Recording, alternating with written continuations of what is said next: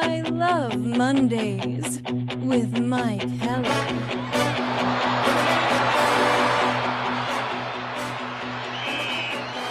Broadcasting live from an undisclosed bunker in the Badger State, this is I Love Mondays with Mike Heller. Powered by determination and a little bit of duct tape. Here's your host, Mike Heller. All right, welcome in on a Thursday, one of the days I look forward to the most, even though it's only the second Thursday. But it is something I look forward to, and we welcome you in on it's Tournament Central in part. This kind of begins the real run of my favorite month of the year when it comes to sports, because the conference tournaments, when your team starts to play, that's when it matters. So Wisconsin will play at the Big Ten tournament later today in Chicago. In fact, they'll tip off about 1:30 as Wisconsin will get the Huskies of Washington, who they beat rather handily out in Seattle a week and a half ago. So they'll get them today. And if they're able to advance, Wisconsin will move forward to take on Illinois about the same time window tomorrow. So welcome in on a Thursday. It's also round one of the Players' Championship at TPC Sawgrass in Ponte Vedra, Florida, which I love that. That also means that we're inching closer to the Masters, because that is – I cut my months up not into March and then April, but about now in March to about a month from now in April is perhaps my favorite month. We are 2 weeks away from the Brewers season opener, which is at home at American Family Field against the Chicago White Sox 2 weeks from today, a 1:10 first pitch at American Family Field. And they continue to play. They're going to play a night game at spring training tonight. World Baseball Classic, the USA got a reprieve because Team Italy, those Pisons, man, they got it going on. Vinny Rottino, front and center on the Italian Workmen's Club committee. Vinny is going to join us today. He'll join us in just a few minutes. That's the plan. Again, when I'm pushing buttons, anything's possible or maybe impossible, but we'll find out if that indeed happens. So here's kind of the lineup as we inch into what today is. So Iowa and Ohio State at the Big Ten tournament, they tip off first at 11 a.m. And one of our sponsors, Potawatomi Sportsbook and Casino Bet Above the Rest, has the Buckeyes as a 2.5-point favorite. They don't give lines on in-state college games. So Wisconsin, 23rd ranked in the coaches poll, 23rd ranked against Washington. That goes about 1:30. The winner gets the number 9 ranked team in the country, Illinois, tomorrow. Later on today, Purdue, number 18 in the country, and an 11.5-point favorite against Northwestern. And Rutgers and UCLA, the nightcap, and the Bruins are an 11.5-point favorite in that one. Those teams with the triple bye waiting. Michigan against the winner of Ohio State and Iowa. Wisconsin will advance if they do to take on number 9, Illinois, or Washington will get them. Number 11 in the country, Nebraska awaits the winner, Purdue and Northwestern. And number 8 in the country, Michigan State, awaits the winner, Rutgers, UCLA. Players' Championship is underway. Scotty Scheffler is the favorite. He's plus 480. Those odds brought to you by Potawatomi Sportsbook and Casino. I'm going to give you an update there. Max Grazerman is the leader, 4 under through 10. Tony Finau, Maverick McNeely, Tommy Fleetwood are all at 3 under par. Justin Thomas at 3 under par as well. It is Scheffler, the favorite. He's 1 under through 7. If you're watching this live, those matter. If you're listening wherever you get your podcast later on in the day, then these numbers are no longer relevant because they're either through the round, depending on when you listen. As I mentioned, 2 weeks from today is the Brewers' home opening game, season opening game against the White Sox. We'll get into a little bit of their expected rotation when we visit with Vinny. I'll welcome Vinny in a few minutes. Packers news from earlier in the week. After we left the show yesterday, they signed defensive lineman Javon Hargrave, signed a 2-year, $23 million deal. He's a 33-year-old defensive tackle, last played for the Vikings, but has also played with the Philadelphia Eagles. And He played for the Packers' new defensive coordinator in 21 and 22. 6'2", 307. Beefy up front. Packers are a little light in the interior defensive lineman category because of trades that they have made. Packers need more bodies interior there with Kobi Wooden gone in the trade. Hargrave adds some valuable experience, knowledge, and Gannon's system he can put into play along with the likes of Warren Brinson, who was a draft choice a year ago, and Nazir Stackhouse. So those things going on that front. As I mentioned earlier, the USA got a reprieve in the World Baseball Classic going on because Italy beat Mexico last night. Mexico had such high hopes, and they knocked Mexico out of the tournament. Aaron Nola was really good. And then there's a bunch of guys for Team Italy who are on the rise in the Major League Baseball circles, and we'll dive into some of that conversation as we run forward. So let me take a chance here to thank our sponsors in part on the show. And when we do it on Thursdays, Vinny Rottino's time is brought to you by Potawatomi Sportsbook and Casino, where you can bet above the rest. This is for all the sports bettors. Head to Potawatomi Sportsbook in Milwaukee for an unmatched sports betting experience. It's got everything you need all day, every day to bet above the rest. Also brought to you by all of our injury updates, including mine. Brought to you by Habish and Rotier. 13 locations to ensure you get a hometown attorney who understands your life and the impacts of your injury and is personally committed to your recovery. And this program, I Love Mondays with Mike Heller, which is a Monday through Friday, hour-long podcast, wherever you get your podcast, but also live on Twitter and on YouTube. It is presented by M3 Insurance. M3 leveraging digital product and program solutions to protect and serve clients across the country. They equip you with the tools and guidance you need to confidently navigate the insurance and risk management decisions that are so important for your company. Proud to serve clients across the country with world-class expertise and individual attention. No compromises, no matter what. With M3, you get it all. Go to m3ins.com. And also presented by the Neuroscience Group. Excellence in brain, spine, and pain care. Choose Neuroscience Group in Northeast Wisconsin, neurosciencegroup.com. Back pain, if that's holding you back, at Neuroscience Group, their spine specialists offer personalized care from therapy to advanced surgical options so you can get back to doing what you love. Neuroscience Group, we've got your back. Neurosciencegroup.com. And as we said, if you are supporting this show, we also hope that you will support our sponsors in kind, because without them, the show's not possible. We want to be good partners with all of our sponsors, and they do great work in their chosen fields, and we hope that you will support them as well. So this is part of the show where Mike has to push buttons and bring in a guest. His name is Vinny Rottino, so I add Vinny to the screen, and then I turn his microphone on, and we see if it works. Hi, Vinny. I think you nailed it, Mike. Wow, you are getting to be a What's pro. Mike doing wrong? Or Vinny, are you on mute? One of the two things. I'm not mute. I'm good. Keep trying. You hear me, but I don't hear you. That's correct. All right. So let's do this. All right. I probably could have tested this in advance, Vinny Rottino. Are you good on your mic? I'm good. I'm good to go. Yep. I'm good. Just sorry. One other thing here. Okay, so I'm good there. All right. Mike, check 1, 2. Yeah. So I'm going to troubleshoot this. So this is how I'm going to do this. I'm going to troubleshoot this just for a moment. I'm going to take Vinny off the screen. We're going to do this. Hold our sponsors up.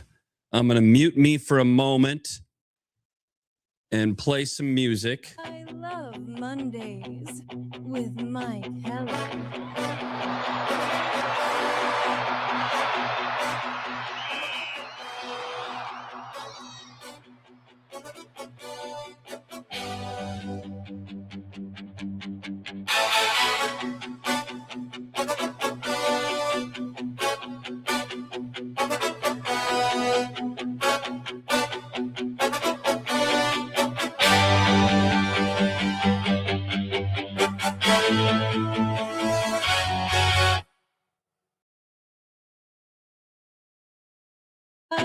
love Mondays with Mike Heller.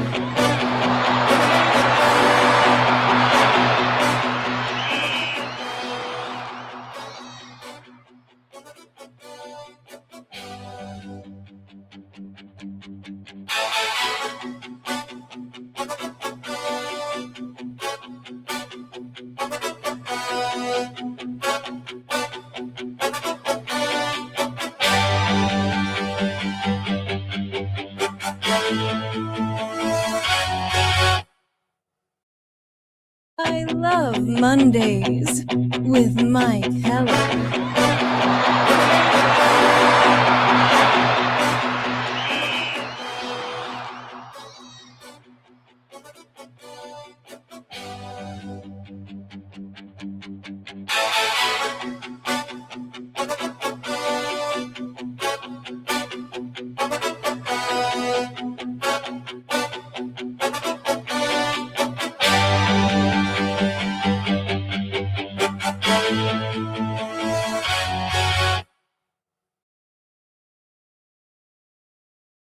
I love Mondays with Mike Heller.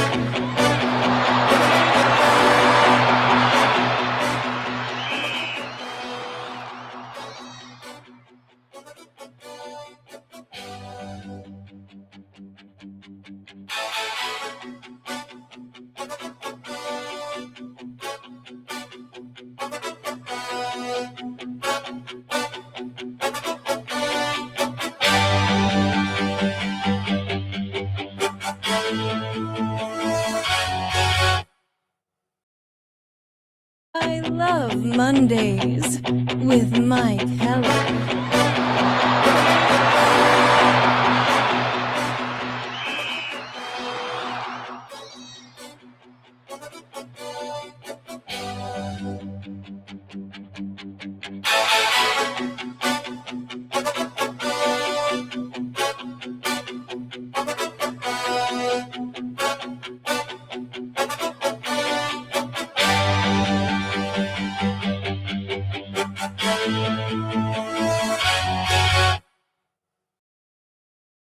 I love Mondays with Mike Heller.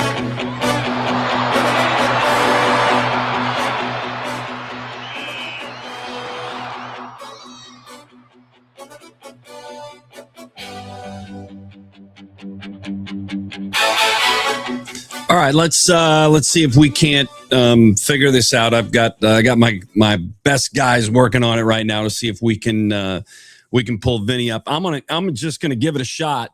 Vinny was taking a phone call. My guy's trying to walk him through in case the problem is his rather than mine. So, I think that I probably just figured it out. Vinny, if you can hear me, go ahead and let's give this a shot. Again, I believe I had the error on my end potentially.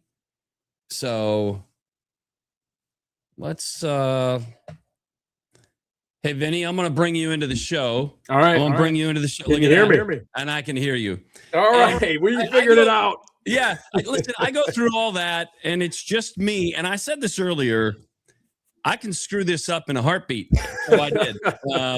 Well, you know what? Sometimes I'm as tech savvy as you are, which is clearly not very much. Oh, Sometimes dude. you just got to turn it on and off. You know what I mean? So. Oh gosh. All right. We're good. So I don't know how much time I killed there, but listen, you got to go through some of those and figure out how you're going to manage it when shit kind of hits the fan, and it did, and here we are. Thanks for being patient with me, and welcome into the show. Your time here brought to you by our friends at Potawatomi Sportsbook and Casino. And I mentioned in the intro, Vinny, we're 2 weeks. You know, I know you were down. We had you from spring training a week ago, but now you can kind of see it, and you've been through it. So those players are also getting the concept. You know, some roster moves have been made to put those back down, reassigning to Nashville the guys who aren't going to be specifically part of it, at least for now.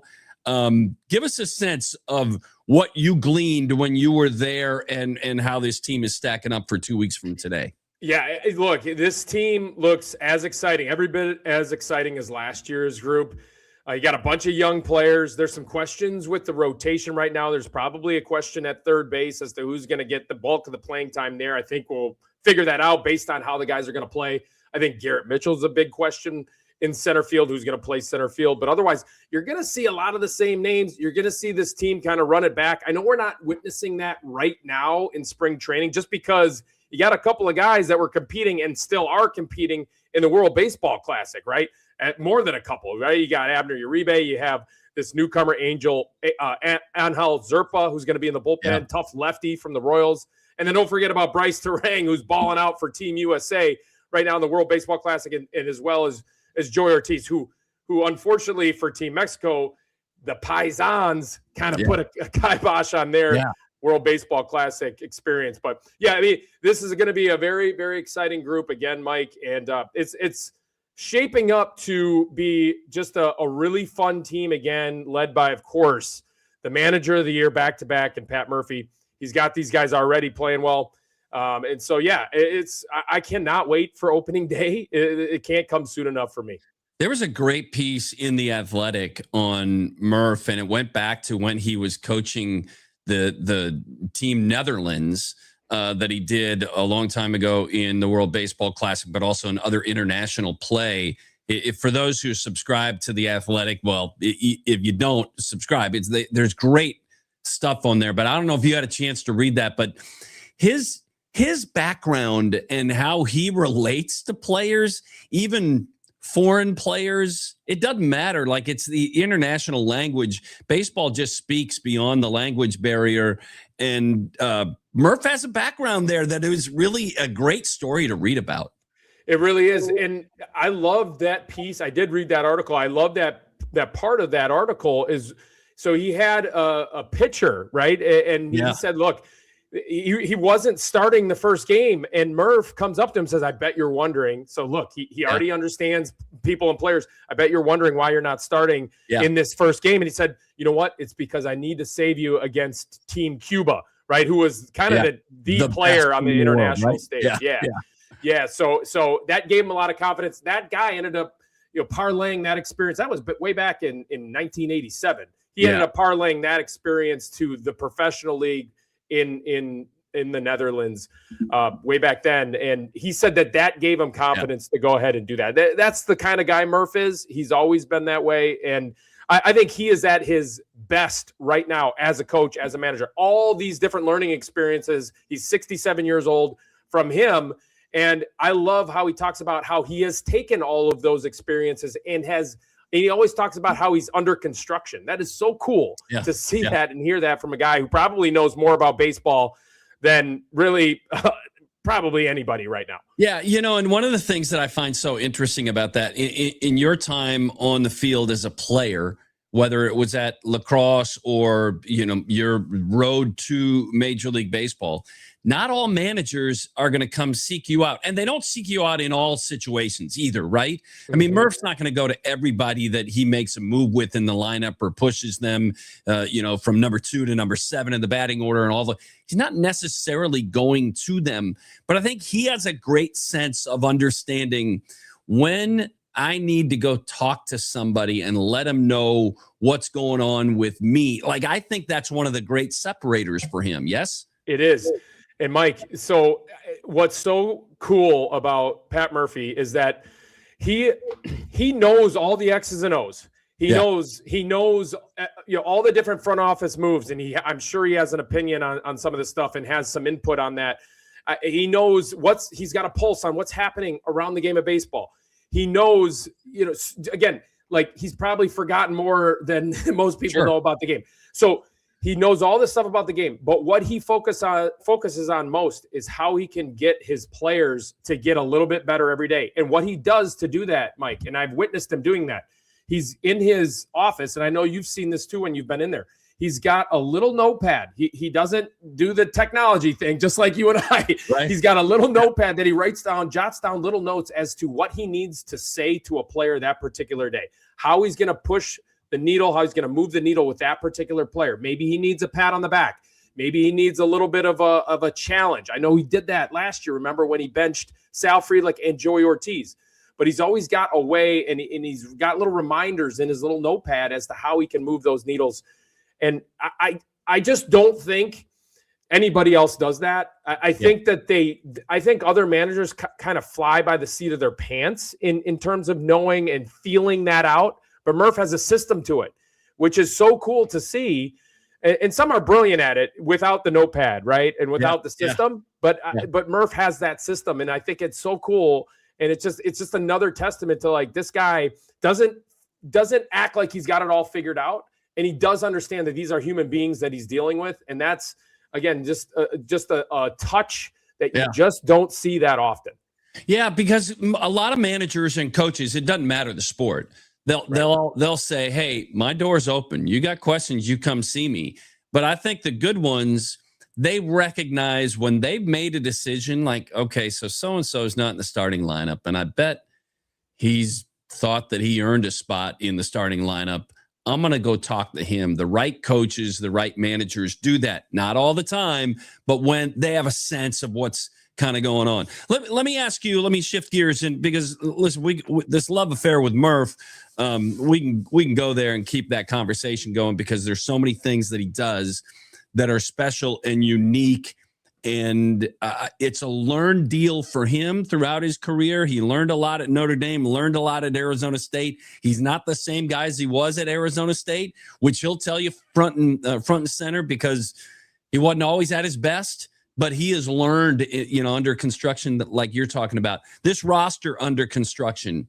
What is a sense that you have on starting pitching? And I know it'll change, right? Because they left camp a year ago with starting pitching that wasn't even close to resembling the same five guys that they were giving the ball at the end of April and the first half of May. I mean, they were down 3/5 of their rotation. But what can the rotation be? Who do you expect as they open is going to be taking the ball on the 5 or 6 man rotation that they start with? Well, just let me start out with the idea and the fact that, Quinn Priester's wrist issue still isn't rectified, which is a concern, right? So how are you going to fill that? And then Brandon Woodruff, is he going to be ready? The thing with Quinn Priester that's going on with his wrist issue is the fact that reading Adam McCalvy's article today in Brewers.com, Murph said he's optimistic, which, Mike, he doesn't say stuff like that unless he actually really is optimistic that they're going to be able to, even if they don't fully rectify this wrist issue, I think Quinn Priester can pitch with it. I think he pitched, I think I figured it out, I counted the dates. It was the last 6 regular season starts. He started feeling this, and then even into the playoffs. So he can pitch with it, and he pitched well with it going on. It was an ERA under 2.5 in those 6 starts. And so he can pitch well with this issue. They're just going to have to manage it. Hopefully it gets rectified. Now, also with Quinn Priester, it's not the worst thing in the world, probably, if they are optimistic about it, that this is just an extended offseason for him. Remember, he pitched the most innings he ever had in his major league career last season. He pitched deep into October. And so maybe we can just look at this as an extended offseason. Again, I'm optimistic because Murph said he was optimistic. If Priester's out for an extended period of time, obviously he's going to impact things. The other part of this, Woodruff, again, taking it slow. Both those guys are going to be important all season long. They're taking the long view with the starting rotation. Remember, they have to get through all 162 games. That is a ton of innings that they have to get through, and they want to win the NL Central again, hopefully get a bye again. It's in the realm of possibility considering how well they played last year, 97 wins. And so what they're going to do probably is start opening day with this rotation. I think Miz probably gets the ball. We can talk about that opening day. Chad Patrick probably is the number 2 starter. And then you're going to have Kyle Harrison, who's been, very, very impressive. 3 innings of work last time out, 8 punch-outs, has a new changeup, really, really good, developing sliders. So surprise, surprise, Chris Hook is kind of helping a guy figure things out at the big level. Yeah. And then Brandon Sprout will be, in my opinion, that number 4. Now, Ashby, Shane Drowan, maybe Logan Henderson, who's dealing with some elbow discomfort currently. We'll see who gets the ball for that 5th spot. But, I'm guessing those are going to be the names that they're going to be considering if, again, Priester and Woodruff are out of the opening rotation. But all indications say that Woodruff will probably be ready, just not ready for that opening day start. Yeah, and he's talked about it when he has isolated in. He's a great interview, and he's talked about it. It's more important. He'll be ready. There's not an issue. It just probably won't be that first week, and it's far more important for him to be available in September and October, which he hasn't been, than it is to be available at the very start of the season. Let's talk about Miz for a moment. You talked about him getting the start on opening day. I think it's a natural. It's a perfect fit. That crowd that day, to have that adrenaline and that dude on the mound, and in some ways, other than Woodruff, I think that Miz has earned it. His postseason performance last year, when he had sort of struggled down the stretch, that adrenaline kicked in. And he was a dude. I mean, and they expect him to be that. And I would think he'll get the ball on opening day. Yeah, I would expect that as well. I think the other option could be a Chad Patrick, just because he could handle it. That the vibes around the field, around the clubhouse. I mean, he was unbelievable out of the bullpen last year in the playoffs. He did give up the farthest home run I think I've ever seen to Shohei Ohtani, but he was great out of the pen. He is going to be really, really good out of the rotation this year. He has also earned it. Now, I agree with you. I do think the vibes around the ballpark with Miz on the mound, opening day starter, 23 years old, uber prospect, electric stuff, 100 miles per hour. I mean, I'm just curious what he's going to hit on the radar gun with all that adrenaline going on opening day. I do agree with you that it's probably going to be him.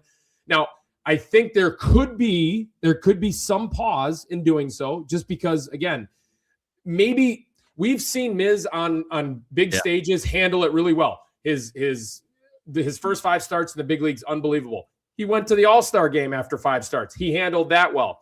He handled the playoffs really well. So he can handle it. We have seen him also not be able to handle it as well, like when the game got sped up a little bit. So I think there could be some slight pause in that.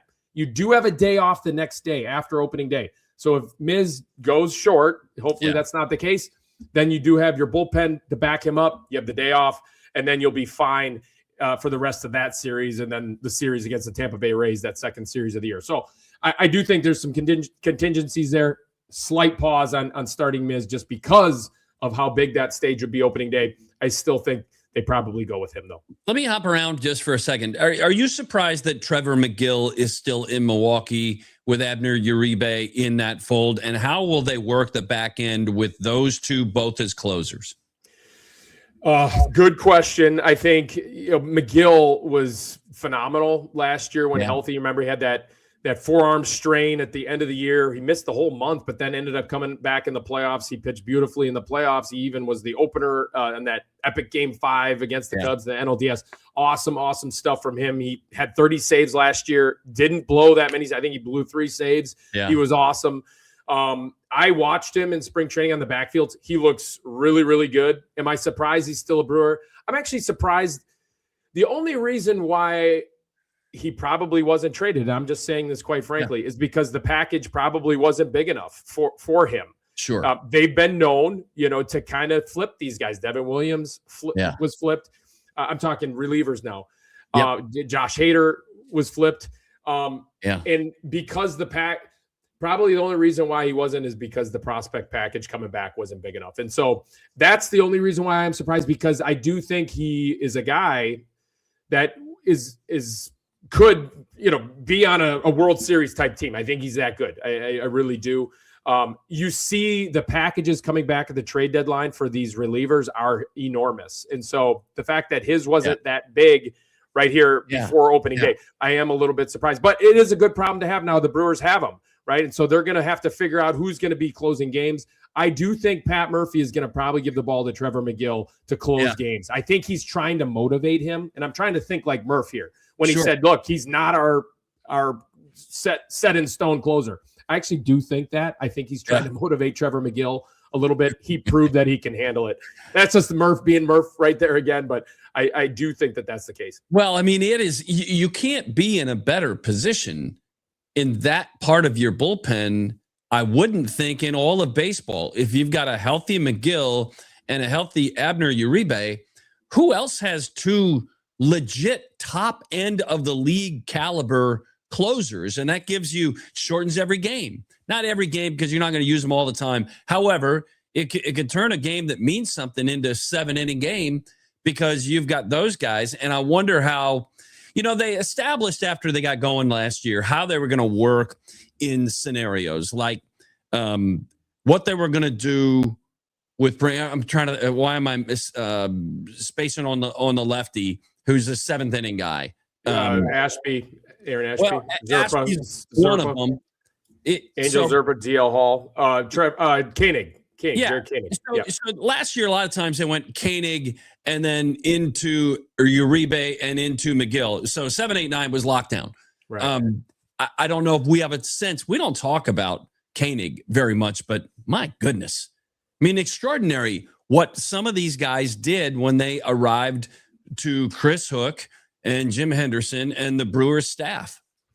Jared Koenig was a minor league free agent. And so who's going to be that minor league free agent this coming year that's going to just make an impact in the bullpen? Yeah, Jared Koenig had a 2.86 ERA last year. He had one small stretch where he kind of struggled. But other than that, he was lights out. Lefties, righties. I mean, 2.47 ERA the year before. He was the unsung hero on the team in 2024. And now in 2025, he was exceptional as well. But you're right. They've got a lot of just impactful bullpen guys. And talking about Uribe, I picked him last year, and I'm never going to really toot my horn on stuff like this, but I did pick him as, quote unquote, my pick to click on the season last year. Yeah. Really, I mean, because the stuff is unbelievable. I mean, the year that Abner Uribe had last year, he had a 1.67 ERA. Okay. Yeah. He figured some things out in terms of his maturity and how to slow the game down a little bit. He's got the best post-game celebration in all of baseball, right? He added to it. I don't know if you saw one earlier this week. He added another. He's like, he's rolling dice. He's got like 6 different iterations to it. And the fact that he's just a fun guy. And Charlie Green doesn't get enough credit because every time that Abner Uribe takes the mound, Charlie Green in the bullpen, he's the bullpen coach. Yeah. He's been a lifer with the Milwaukee Brewers as a coach. He's one of the smartest baseball people I've ever been around. He says to Abner Uribe, "Hey, behave yourself," before he takes them out and before he leaves the bullpen, because he really does. He's got that stone cold killer mentality. Yeah, he's just awesome. Yeah. Yeah. So, what else did you, as you were out there? Listen, there's some remake of. There's some solids in this roster of what that they're going to do. Bryce Terang's going to be at second base. That Contreras is behind the plate. Joey Ortiz is going to be your shortstop. By the way, let me just offshoot quickly. You ever get deked as badly as Joey got deked last night? I mean, you got to look in. That's Team Paisan, though, making things happen. Sam Antonacci. Yeah, that was a really impressive deke. I've never actually seen a guy dive on a deke. Usually see that like fake double play turn. Right. And then guys kind of slide into the base. Yeah. I never saw a dive where, that ball's through in the infield. That was really impressive. Joey Ortiz has to look in, though. He'll learn from that. Yeah, Murph would have had a conversation with Joey. He might not have been in the lineup today. Yeah, exactly. If that happens during the regular season, just as a message sender. All right, so let's talk about, if we know that Ortiz is your shortstop, Bryce Terang is second baseman, Contreras is behind the plate. How are they going to manage first base? We know that Vaughn is the guy, but Jake Bauer he continues to show that especially against right-handed pitching, he needs to be there, which is a bit of an issue. It's a good issue, but how are they going to manage first base? Yeah, it is an issue. How the question more is, how do you get Jake Bauer's at bats, right? Because in September, he was top 3 in all of baseball and OPS for batters who had 50 or more plate appearances. Now, that's a small sample. It really is. But I talked to Jake Bauers, and this kid has figured something out with the bat. It's a mindset shift for sure. He's not trying to do too much, but it's also a little bit of a mechanical shift where he's just trying to play pepper with it. He's got plenty of bat speed. He's got plenty of strength in his hands where he can drive the ball to all fields and leave the ballpark. He just got to touch it, right? He's just got to make sure that he makes contact with it and good things happen.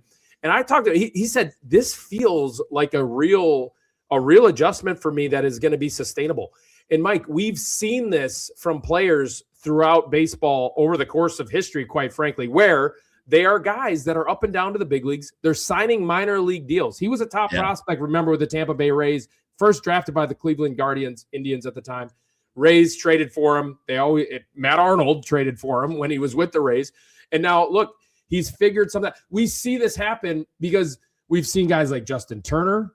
He was a up and down guy, signed a minor league deal back in 2019 with the Dodgers, or 2018 with the Dodgers, ended up being one of the best players in Major League Baseball. Now, I'm not throwing that out there that he's going to be on that level, but I am saying that this guy is in that category where he could be a guy like Ryan O'Hearn, who just signed a 2-year, $30-something million deal with the Pittsburgh Pirates, who was also an up and down guy, who was also a minor league free agent. Jake Bauer signed a minor league free agent deal last year with the Brewers. Figured something out with the bat in September. It showed. He put up the numbers. He's putting up numbers again in spring training, showing to me that these changes are real and sustainable. So how do you get him at bats in order not only for him to show that it is sustainable, but also he's forcing his way into this lineup in trying to get at bats. Yes, against righties for sure. But how do you do that? Because Christian Yelich is going to be the everyday DH. Yeah.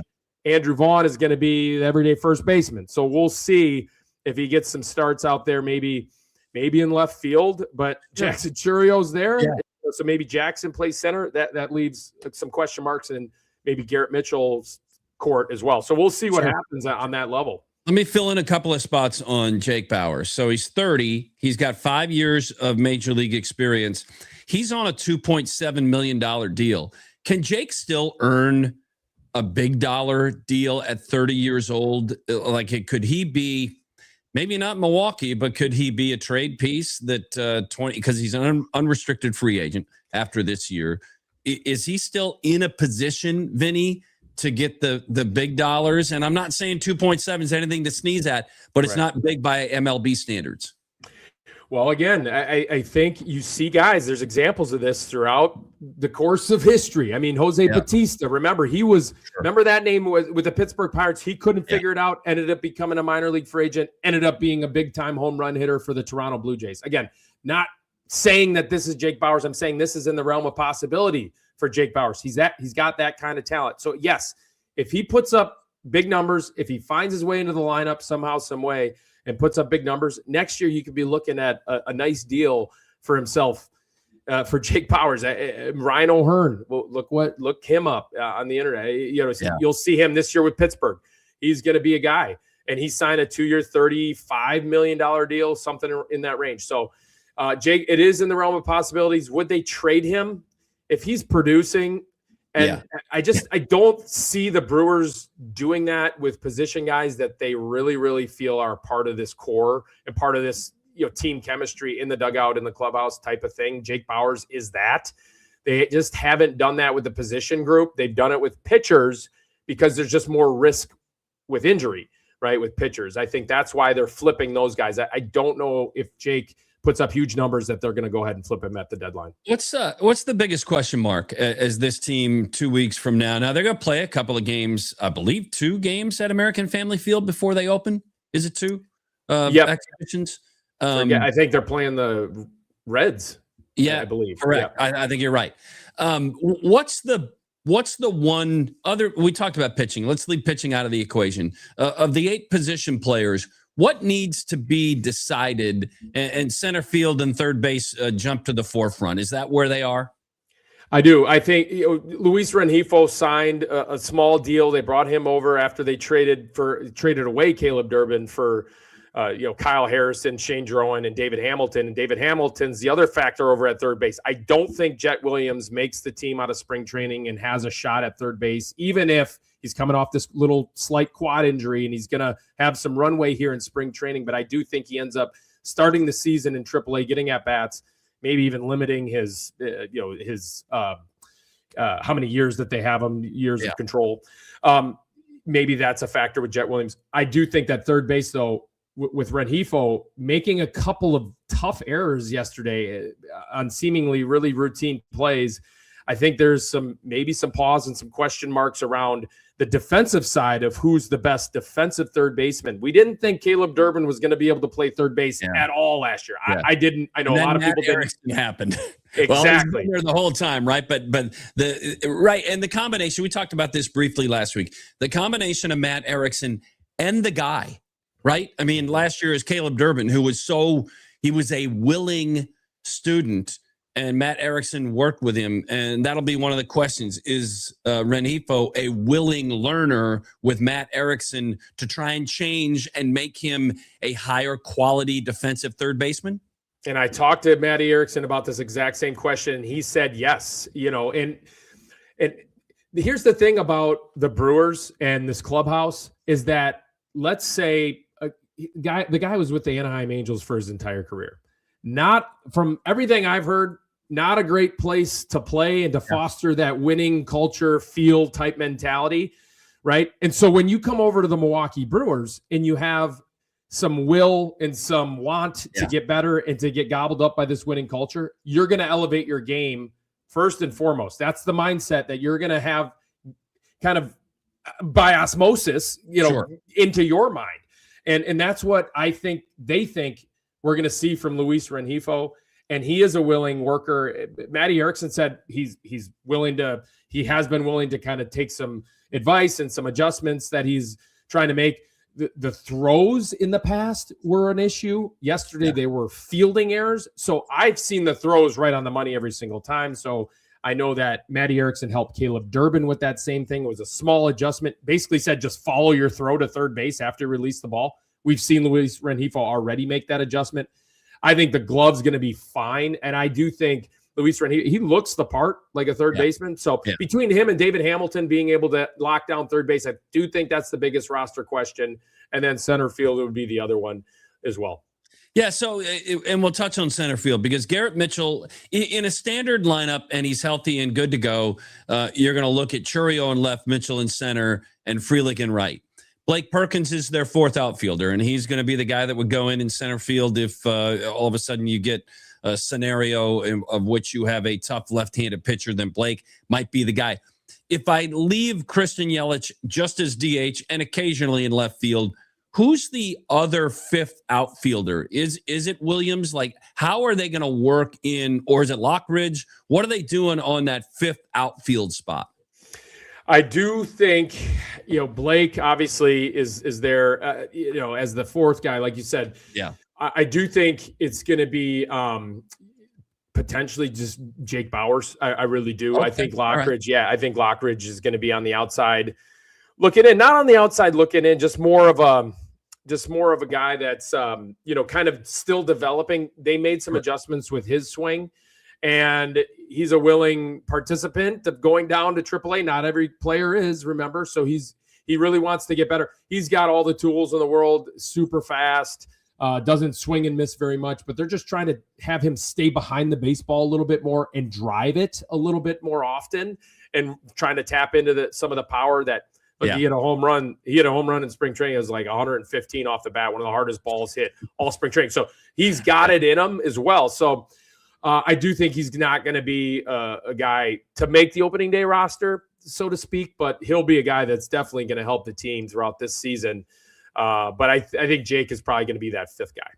Is this when they get to the next 2 weeks, those guys like Lockridge and others, they're kind of looking around every day to see if somebody's walking over to their locker and putting a note in there. Come see Matt and Pat Murphy, Matt Arnold.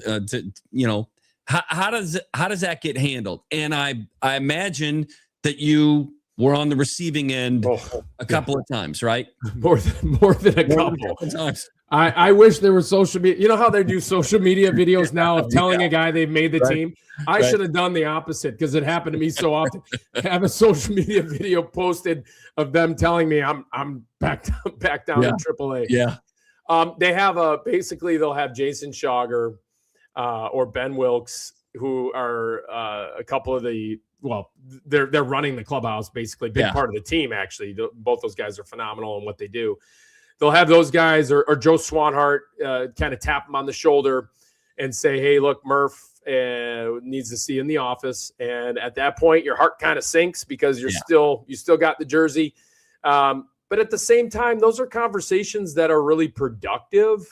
Yeah. I remember when I was still a quote unquote prospect, and that happened to me a couple of times.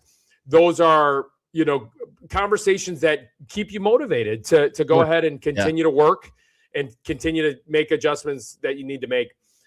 So that's probably, I'm sure Murph handles those exceptionally well, and the players take them well as well also. I also wonder if when Schauger walks up to your locker, you got to double check with him that you're not being pranked because, right? I mean, these clubhouse guys, they are level one pranksters. I mean, we saw it in the fantasy camp. They can play the game. Without a doubt. That's kind of what they live for. Some of these pranks. Remember, what did they do? They sent a fantasy camper down to AAA. They bought him a real bus ticket. So I think someone ate a couple $100. They did. Fantasy campers one of the Club 101ers ate like a $250 tab on actually buying a bus ticket for a fantasy camper to go to Nashville through like Albuquerque and El Paso. It had like 50 stops along the way. Yeah. You'll be there. You'll be there in 4 days. Exactly. They weren't even going to fly him. Yeah. So and that's part. Let me just away from the game. The clubhouse, and I'm sure they do it everywhere, right? I mean, all big league clubhouses for the run of time. It is a not safe zone if you are too inclined to be fooled. If you're gullible, it's an unsafe zone. But man, is it fun! And that group, led by Jason Schauger, they know how to do some stuff that'll get people loosened up or have some fun at their expense. I mean, the clubhouse is I didn't want to leave it, Vinny, when we were there for fantasy camp in the afternoon and they say, hey, get out of here. The buses are, a lot of us didn't want to leave because that's a fun place to be. Well, and that's what's so special as a player is just that clubhouse time. It really is. You can understand why, when you watch the movie Just a Bit Outside, right, outlining and detailing the 1982 Brewers, that's the times that they're most engaged, when they're talking with each other, having a couple of pops after the game, a couple of Miller Lights after the game, and just talking baseball, talking really everything. And you experience that at fantasy camp, Mike, and it's so cool because it doesn't really matter if you're a fantasy camper or if you're a 10-year big leaguer or if you're a guy like me that was up and down. You feel that every single day that you're in that clubhouse, and you feel that camaraderie and you feel that brotherhood. It really is, because you're with the guys every day. That's the thing that's different about baseball. And I know football guys and basketball, but that's more practicing on a daily basis. But this is, you're going to battle every day in a game that really matters, really hard to win a Major League Baseball game. And it's emotionally draining after. You feel like you just took the SAT test after a baseball game. Yeah. And even as a fantasy camper, you felt that. I don't care what level you're playing at. That's the way you feel. And so you need that time to kind of decompress. And that's what's so cool about the game. That's why it's the best game there is. I really believe that because of that brotherhood. And it's why, I won't name him. One of the national writers questioned Team USA after their win against Mexico, because then the next night after they lost to Italy, that national writer questioned how they managed themselves after the Mexico game, because the team stayed in the clubhouse and they set their chairs around the perimeter of the clubhouse and they talked. They celebrated a little bit, but they also talked and shared stories. And one of the national writers was questioning that after the Mexico game with another game to play. And I was like, that's one of those times where do you not get it? Right. I mean, that wasn't a negative. That's a positive. My goodness. I saw that and I was going, oh boy, that's not well done. No, you don't criticize the time in the clubhouse. Yeah, that was not well said. And I D-Row, thank goodness the USA advanced. I am rooting for Team USA. I was gonna be one of my closers. Well, Italy. I mean, they don't get Italy. They get Canada on tomorrow, right? So they get Canada to open. But let's say Team Italy and Team USA match up again. Where does Vinny Rattino, which I mean it's not Irish, where's Vinny Rattino log in? I am 1/8 Irish, so if the Ireland team ever gets a team, they probably call me, even as old as I am. Right? Yeah, you can play. But I would say, okay, so Team USA and Team Italy are on opposite sides of the bracket, so they could meet each other in the championship. I would have a hard time not slightly pulling for Team Italy just because, look, I want the Americans to win for sure. They have to back up what the USA hockey teams did in the Olympics. They definitely have to. They got to show out well here and hopefully win this thing. Because with the roster that they have, they certainly are the best team on paper. Well, now, you got to get lucky, right? And didn't they kind of get a little lucky? I mean, Aaron Nola was great last night, and Team Italy has been fantastic. They were the better team. They were the better team when they beat the USA. They were the better team when they beat Mexico. I don't know if they're the best team in the run, but they were good on those nights. But sometimes in the NCAA tournament, which gets underway next week, you'll see a team get a little lucky. And that team turns a little bit of that luck into their own good fortune, and maybe Team USA can do that at the World Baseball Classic. Yeah, it'll turn it into some momentum and maybe a little bit of a shot in the rear end, right, that they need in order to kind of be motivated to go ahead and finish the thing off, for sure. I definitely think that could be the case. I mean, and hopefully Bryce Terang, he's been fun to watch in this tournament. My goodness. And he's making a statement that, hey, look, he actually received some MVP votes last year, and rightfully so. He's showing exactly why he received some votes because, my goodness, this guy is rubbing elbows and playing as, to a level right on top of this biggest stage in the game right now. And I love how guys are talking about the World Baseball Classic, Mike, as to, this is as high energy and, highly competitive feel as the playoffs and even the World Series. So that's what's cool about this tournament. And the quarterfinals are getting underway, I think, tomorrow. So I'm excited to watch it. Yeah, USA and Canada goes tomorrow at 7:00 tomorrow night. Korea and the Dominican Republic at 5:30 tomorrow. Saturday, quarterfinals, Puerto Rico against Italy and Venezuela against Japan. I mean, you essentially get in Venezuela, Japan, you get what should be or could have been a finals matchup in a quarterfinal round. Like, I mean, and this is for those of us who love this game, this is special. And I'm glad that they're doing it. And it's ramped up. I wonder about the echo effect for some of the players, Vinny, because they're supercharged. Some of them said that the the environment in Houston the other night when they played Team Mexico was the loudest baseball environment they had ever played in. Wow. And we're talking about guys who have been in big moments before. So this can get ramped up. Is there an echo where they have to come back down to earth and then re-ramp up for an opening day, which is 2 weeks from now? That's certainly a factor. I don't think the players in Latin America, the players from Venezuela, the Dominican Republic, they've been playing winter ball their entire professional careers, where 10,000 fans, Mike, feels like 50,000 in a U.S. stadium. They're chanting, they're screaming, they're on their feet the entire game. That's how it felt in Japan as well when I played over in Japan and Korea. Same feel, smaller venues, less fans, but as loud, if not louder. So there is that. I definitely think you're going to have not a letdown, but you're going to feel that. And I think guys are going to have to kind of make that adjustment. They will. You're right. These are major leaguers, best on the planet at what they do. So they'll figure that out.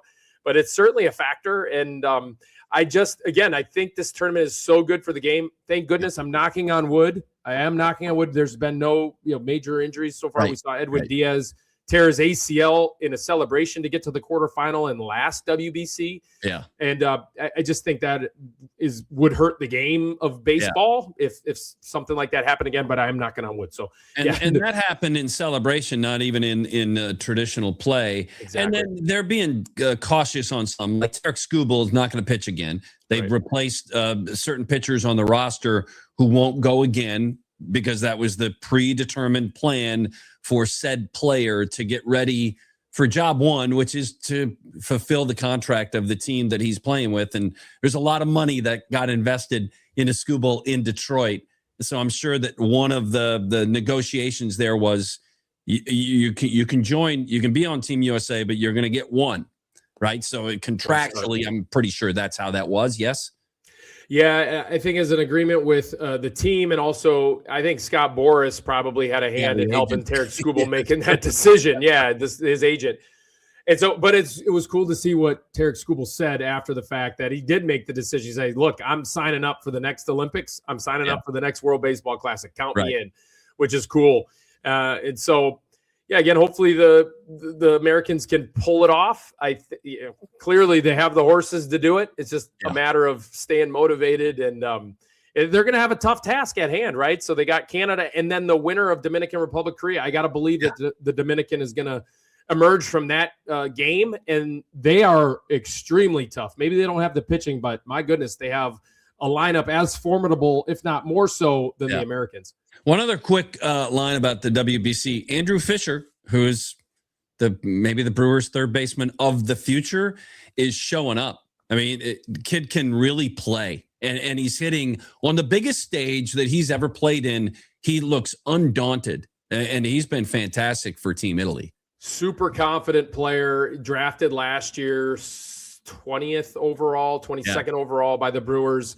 Really impressive to see him. You know, he had a monster home run in spring training before he left for the WBC, and then he comes out in the WBC and he's swinging the bat really well. The bat definitely looks like, and I'm saying this like really quick, it looks major league ready already without him even playing a full season in the minor leagues. I mean, he really does. He looks like he's really balanced at the plate, not fooled by off-speed pitches, can see the ball, spray it to all field. So there's a lot to like about the bat. I do think I'm with you. Maybe it's a first baseman, but maybe he can play third. So they're going to have to figure that out. But yeah, he looks good. And hopefully, he can continue to swing the bat well so that they can go ahead and meet the United States in the championship. Yeah, wouldn't that be great? Yeah. Hey, Vinny, thanks for putting up with my technical issues out of the gate.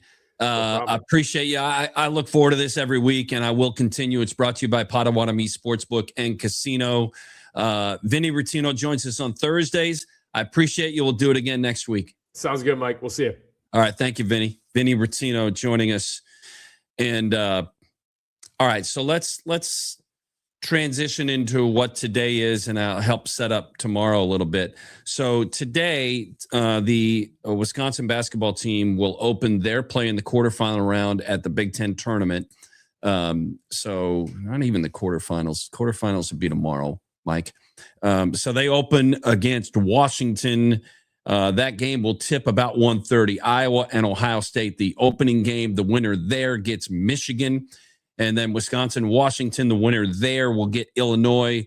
On the evening session in these games played today and tonight in Chicago, Purdue gets Northwestern and the winner gets Nebraska.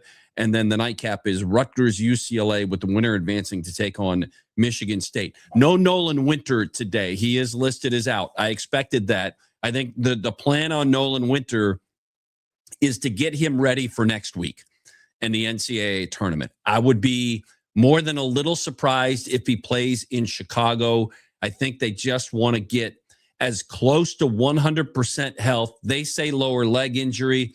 I believe it's either foot or ankle, right? So we saw the injury when it happened. So that's that plan. And then tomorrow, as we just mentioned with Vinny, USA, Canada tomorrow night at 7:00. Boy, the U.S. and Canada have had a lot of run-ins in the last month or so in Olympic hockey and now in World Baseball Classic baseball tomorrow night, USA and Canada. And then I'll finish with this. My tops of the day goes back, and I don't have a bottom, just the top. So the top of the day goes back to a hockey conversation.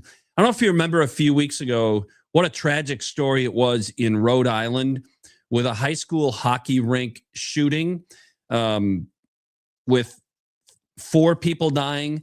The shooter, self-inflicted gun wound after he had killed a child, his ex-wife, and ex-father-in-law. So last night, the hockey player who lost those 3 family members in that mass shooting at a Rhode Island rink last month played the role of hero Wednesday night. Senior Colin Dorgan scored on a breakaway in double overtime, lifting Blackstone Valley Co-op to a 3-2 win over Portsmouth and advancing to the Rhode Island Division II Hockey Championship. Quote, greatest moment of my life, Dogan said after the goal sent teammates pouring onto the ice.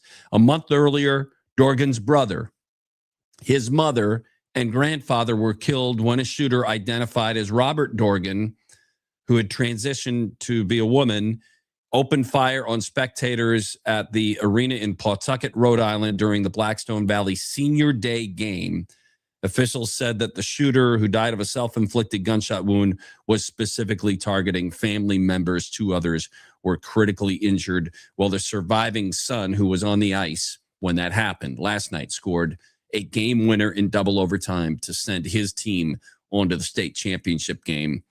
Tragic story will always remain. There will forever be a hole there, but sometimes sports has a healing impact, and last night in a double overtime game winner certainly filled that void for the moment.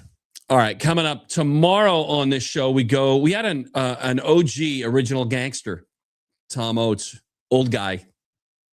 He joined us on Wednesdays. We're going to do OG Wednesdays. OG doesn't have to mean you're old. I mean, I'm going to have former co-hosts that I've worked with on down the road on an OG Wednesday. Well, we're going to go to an NG Friday. New guy, new gangster, whatever. Nick Bruzewitz has agreed to join me tomorrow on the program. So Nick Bruzewitz Friday, we're going to reunite. We last worked together on September 2nd and didn't know that it was our last time working together until later that afternoon. Nick Bruzewitz will join me tomorrow. So let's take care of some business here. Not that one, that one. Our sponsors for this show, our presenting sponsors, Neuroscience Group, neurosciencegroup.com. I appreciate their support of the show. Also brought to you by M3 Insurance, M3INS.com. Our partner sponsors, and today's sponsor for Vinny Rottino, Potawatomi Sportsbook and Casino, Bet Above the Rest, and Habish, and Rotier also on the program as a partner sponsor. So much fun. I'm sorry about the technical issues. I hope that you stuck with us through that. I'll get better, or I won't. I mean, I think I will. I'll try. Matt Erickson's going to come over and help me out a little bit. Fielding ground balls. I don't think that's going to help. Again, thanks for jumping in with us today. Back with a New Guy Friday. The NG Friday. Nick Bruzewitz is my guest tomorrow. Let's go Badgers. Go get a win today. Plenty to talk about. It is the Players' Championship at Ponte Vedra. I'm going to be watching that. So much stuff going on. Thanks for being here today. Appreciate you being here, and we will talk to you again tomorrow. I love Mondays with Mike Heller.